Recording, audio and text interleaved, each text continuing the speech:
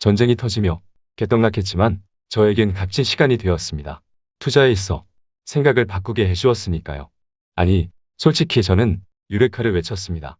작년 델타 변이부터 이어온 예측할 수 없었던 악재의 연속은 저에게 깨달음을 주었습니다.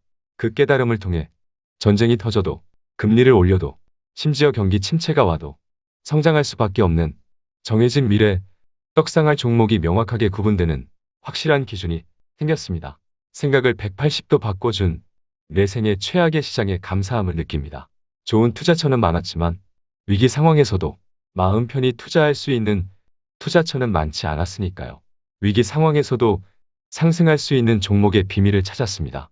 최악의 시장을 만나지 않았다면 어쩔 뻔했나 싶을 정도입니다.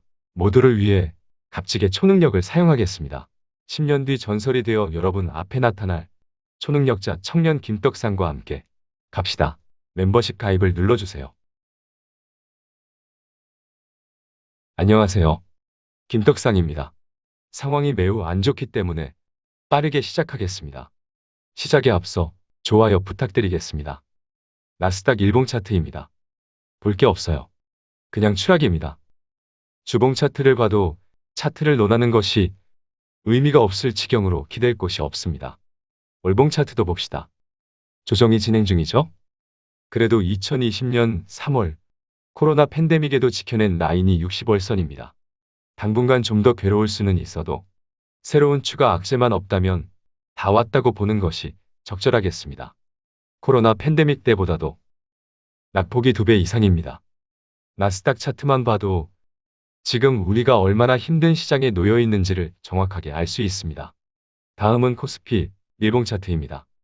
마찬가지로 그냥 추락 중입니다. 크게 의미를 두기엔 추가 흐름까지 봐야겠으나 그래도 바닥에서 괜찮은 캔들이 나온 것은 희망의 불씨처럼 보이고요. 보조 지표상으로도 충분히 조정을 받은 상태라는 것을 알 수 있습니다.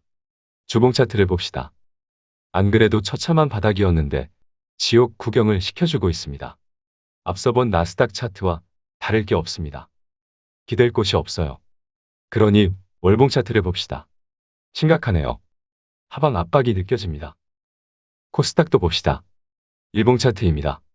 마찬가지로 그냥 추락입니다.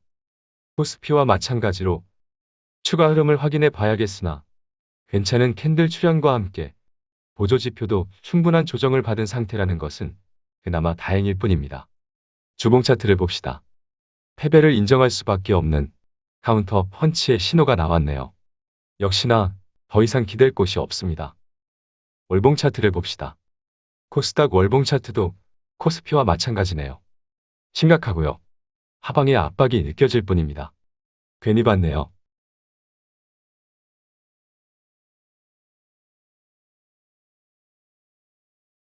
문제는 위험 자산의 끝판왕인 코인장의 붕괴가 아직도 진행 중이라는 겁니다.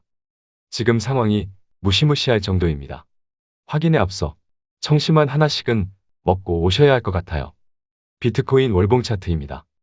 낙폭이 너무 커서 월봉 차트로 봐야 할 정도예요. 8천만 원을 넘기고 1억을 넘길 거라고 전망되었던 비트코인이 2,500만 원이 깨졌습니다. 이게 진짜 추락이네요. 고점 대비 60%가 넘게 빠진 건가요? 코인 중에서도 가장 무거운 비트코인이 이 지경입니다.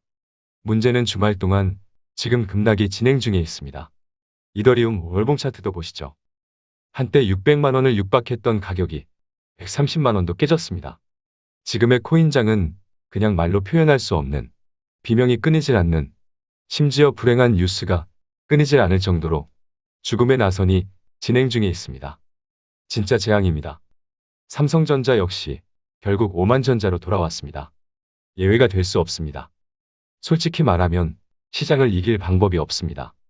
내 생에 한 번도 보지 못한, 어쩌면 앞으로도 다시는 보지 못할지도 모르는 물가를 보았기 때문에 피바다의 최악의 시장 흐름이 나오는 것은 솔직히 당연합니다.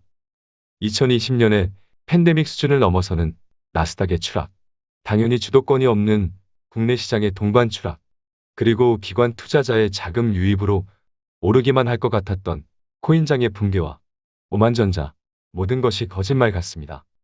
그래서일까요? 아직도 정신을 못 차렸는지 김떡상은 걱정보다는 다행이라는 안도의 한숨이 나옵니다. 오만전자로 돌아왔다는 사실 하나만으로도 시장에 큰 문제가 있다는 것을 증명하는 거고요. 다행히도 우리가 함께 살펴보고 있는 종목들의 주가 역시 시장의 문제에서 비롯되었다는 것을 의미하는 겁니다. 미국 주식 중에는 10분의 1 토막이 난 종목들도 수두룩하고요.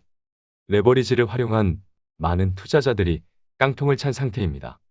그만큼 처참한 시장이기 때문에 청산을 당할 수 있는 포지션의 투자자만 아니라면 혹은 예측한 방향과 다르거나 횡보할 경우 계좌가 녹는 메커니즘의 투자 포지션만 아니라면 상대적으로 버틸 수 있는 입장이라고 생각하고 있습니다.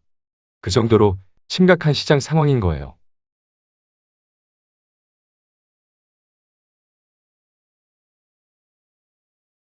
국내 지수 상승에 베팅하는 레버리지 ETF의 경우는 매수했던 지수로 돌아가더라도 본전을 찾을 수가 없어요. 방향에 베팅하는 것이기 때문에 예측과 다른 방향의 움직임이 길어질수록 계좌가 녹는 메커니즘이기 때문이에요. 그럼에도 불구하고 이렇게 작년 6월부터 내리기만 하는 장에서 레버리지를 장기 투자하는 분들도 많습니다. 정말 환장할 노릇이에요. 관련해서는 제가 오래전에 인버스나 굿버스, 레버리지와 같이 시장의 방향에 투자하는 ETF 종목들의 위험성을 설명한 영상이 있는데요. 오른쪽 상단에 링크를 걸어 둘 테니 한 번씩 보시면 좋을 것 같습니다. 심지어 미국에는 3배 레버리지도 가능하기 때문에 레버리지에 투자한 많은 투자자들의 계좌가 녹고 있고요. 단일 종목에 투자한 투자자들과는 달리 기다리면 언젠가는 본전을 기대할 수 있는 희망조차 소멸이 된 상태입니다. 레버리지의 경우 사실상 존버 자체가 불가능한 상태가 되어버린 거예요. 여러분의 생각보다 레버리지를 활용한 투자자들은 상당히 많습니다. 그들은 반토막이 났어도 기다릴 수 있는 단일 종목에 물려있는 여러분이 부러울 뿐입니다. 왜냐하면 예측과 다른 방향으로 보유기간이 길어질수록 계좌가 녹는 강도가 강해지기 때문이에요.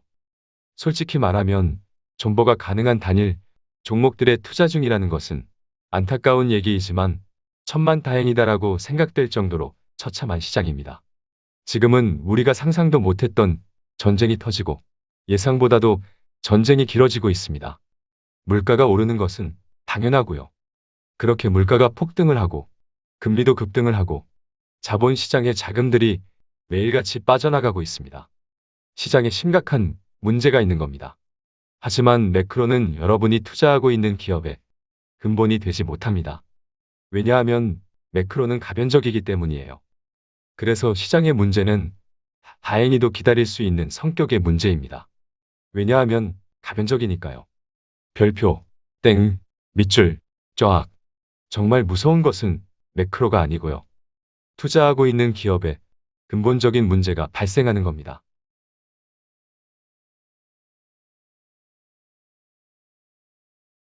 최악의 매크로 상황에서 레버리지와 달리 시간에 투자하는 존버가 가능한 것이 얼마나 다행이에요. 최악의 주가가 기업의 문제 때문에 연출된 것이 아니니 얼마나 다행이냐고요. 이제는 더 빠진다 하더라도 기다려야 합니다. 지금은 물가의 상승도, 금리의 상승도, 전쟁도 지속될 거라 걱정이 되겠지만 천만의 말씀, 만만의 콩떡입니다. 정말 무서운 시장이고 시장을 이길 수 없지만 전쟁이 끝나면 원자재 가격에 폭락이 나올 거고요. 물가가 빠르게 안정이 될 거고요. 시장에 자금을 빼게 하는 금리 상승에 제동이 걸릴 겁니다. 전쟁이 장기화된다면 그래도 유가만 안정이 되어도 물가가 안정이 될 거고요. 종전만큼의 강도는 어렵겠지만 마찬가지로 금리 상승과 긴축 강도의 완화를 기대할 수 있습니다. 이것은 희망회로가 아니고요. 시장은 지속적으로 바뀐다는 것은 투심을 잡기 위한 얘기가 아닙니다. 불변의 법칙입니다.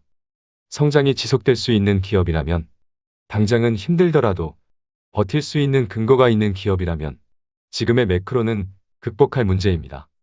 더 빠지는 것은 기업의 문제가 아니고요. 지금도 최악이지만 커지는 불확실성에 지금보다도 더 극한의 최악을 반영하고 있기 때문에 뭐라도 시장의 악재가 해소된다면 오히려 급반등도 가능한 수준에 있습니다. 악재가 길어지고 있기 때문에 조정이 길어지고 있을 뿐입니다. 조정이 길어지고 있는 사이에도 기업들은 돈을 벌었고요. 그만큼 펀더멘탈은 더 강해졌고요. 시장의 문제로 다소 전망이 어두워졌을 뿐입니다. 그래서 주가가 빠진 거고요. 그래서 앞으로 시장의 문제가 해결되면서 어두워진 전망에도 빛이 보일 겁니다. 매크로는 기업의 근본이 되지 못합니다. 전쟁과 같은 지금의 악재들이 언제 소멸될지는 예측할 수 없지만 레버리지와 달리 기다릴 수 있다면 기다리면 됩니다. 결국 시장의 색깔이 또다시 당연하게 바뀌게 되어 있으니까요. 그렇죠?